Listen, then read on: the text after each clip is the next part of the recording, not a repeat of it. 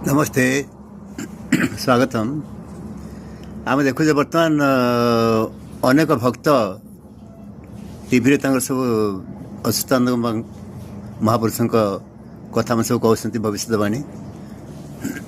तो से कौन लिखिं संबल ग्राम भगत गुपत भावे भगत जन्म संक्षेप भगत खोजे भेट नहीण भ्रम हेतु रखुता एतिकी कल किला हे बारो पामरुत भावुची जगन्नाथ पयर द्वितीय पांडे महापुरुषटा कहले तो समस्त खोजुंट कोठी कलिक पत्र कोठी पत्र जी नाना प्रकार सब बर्तमान चतुर्दिग सब चली किंतु ये दिव्यधाम निर्मित हो सारा ए विषय कहार चिंता करने समय नहीं पुणी कौन कहते थिला लोक मैंने भावे हराई निज धन दुखी लोक मैंने दया करेंगे अनादि भगवान धंदाड़ी हे समस्ते आगे धर्म घोटब नाना रंगरे नारायणी लीला लगाई तो कौन धर्म घोटिला कि 7 तारीख धर्म घटी आप देखी थे जो देखी ना चलो देखा सब तुम कलिजुगर हबार अच्छी कलिजुगर मंत्र तंत्र दुनिया भर जिन जहाँ जपतप करेंगे समस्त इच्छा आम देखु धूम घटी अर्थात आमर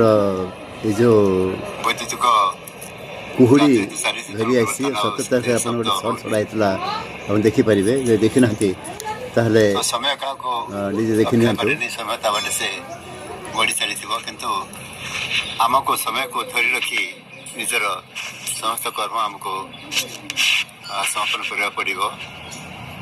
ये जीवन आम सार्थकता आसब तो दुखी लोक मान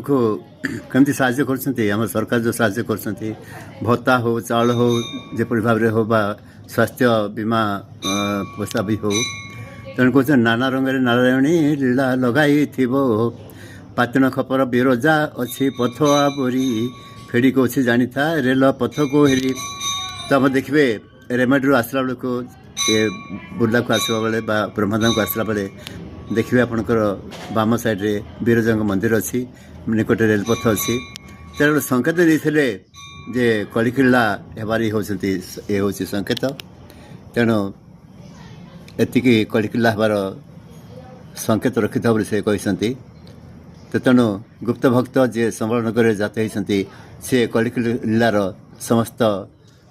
वार्ता आपन को देवे निश्चित भाव